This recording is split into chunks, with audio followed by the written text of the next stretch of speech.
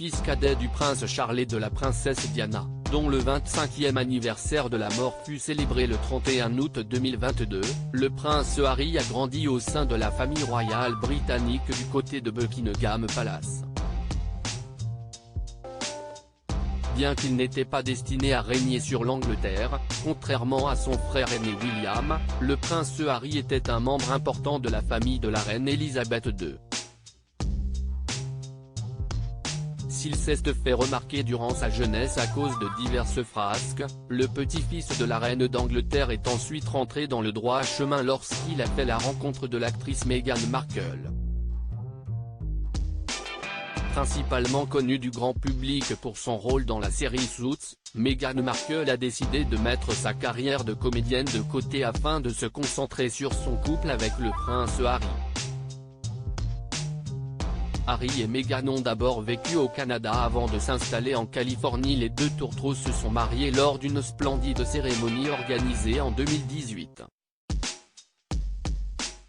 Peu de temps après leurs noces, les deux amants ont fondé une famille en donnant naissance à un petit garçon prénommé Archie. Cependant, le conte de fées a rapidement viré au cauchemar. Lassé de toutes les obligations qu'impose le fait d'être un membre de la famille royale britannique, le prince Harry et Meghan Markle ont décidé de quitter Buckingham Palace et le Royaume-Uni.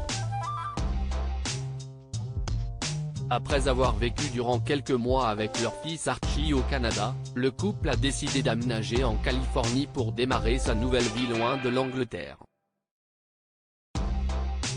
Bien évidemment, cette décision fut à l'origine de nombreuses tensions entre les Sussex et le reste de la famille royale britannique.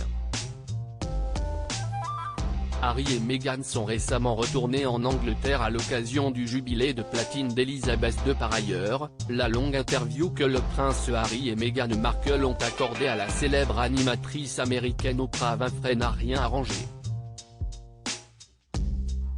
Pour rappel, la comédienne a confié à la présentatrice avoir été victime de racisme de la part de certains membres de la famille royale britannique depuis qu'elle fréquente le prince Harry.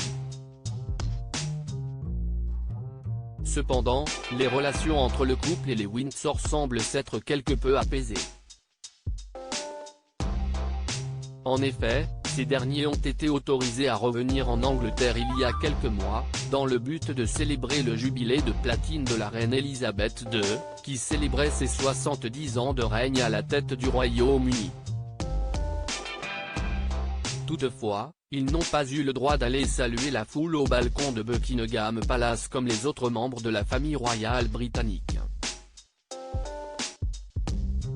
Meghan et Harry travaillent sur plusieurs projets audiovisuels. Le prince Harry et Meghan Markle ont néanmoins profité de ce voyage en Angleterre pour présenter leur petite fille Lilibet à la reine Elisabeth II. Désormais de retour dans leur maison californienne, les deux tourtereaux vont pouvoir recommencer à travailler sur leurs nombreux projets. Pour mémoire, le prince Harry et Meghan Markle ont lancé leur propre société de production audiovisuelle, grâce à laquelle ils vont créer différents contenus à destination de diverses plateformes de streaming comme Netflix et Spotify par exemple. En parallèle, ils pourront continuer à s'adonner à leurs loisirs habituels tels que le polo, ou bien encore le tennis. Harry et Meghan voulaient utiliser les cours de tennis de leurs voisins ne possédant pas de cours de tennis au sein de leur maison californienne. Le prince Harry et Meghan Markle sont allés toquer chez leurs voisins, afin de savoir s'ils pouvaient éventuellement utiliser les cours de tennis dont ils disposent au sein de leur résidence. Si ces derniers ont tout d'abord accueilli le duc et les duchesses de Sussex à bras ouverts, ils ont rapidement déchanté après avoir pris connaissance d'une demande très osée de la part des parents d'Archie et Lilibet.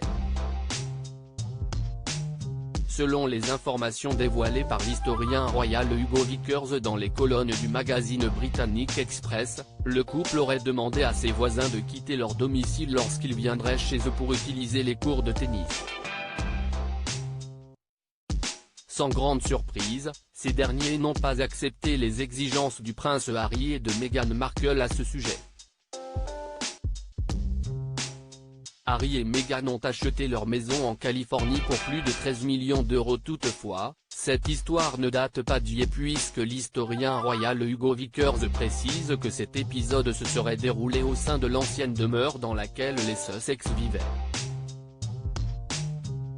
Ils ont ensuite acheté leur propriété de Montecito pour la bagatelle de 11,4 millions de livres sterling, soit environ 13,26 millions d'euros. En fait, la nouvelle résidence des parents d'Archie et Lilibet est bel et bien dotée d'un court de tennis, contrairement à l'ancienne. Pour mémoire, plusieurs détails concernant la maison californienne du prince Harry et de Meghan Markle ont été dévoilés par l'actrice durant une interview accordée à The Cut Magazine. Par exemple, on sait désormais que le bureau du couple est décoré de 2 fauteuils club en peluche placés côte à côte derrière un seul bureau, faisant face à la pièce comme des trônes. Harry et Meghan ont été accueillis par Tyler Perry lors de leur arrivée en Californie. Le duc et la duchesse de Sussex possèdent également un piano à queue qui leur a été offert par l'acteur-réalisateur Tyler Perry.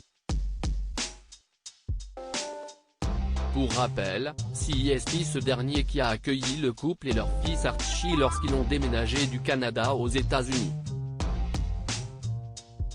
La maison Montecito est le genre de grande maison qui vous fait sursauter en vous rappelant que la richesse inimaginable est en fait la réalité quotidienne de quelqu'un, a indiqué la journaliste Alison P. Davis dans son article.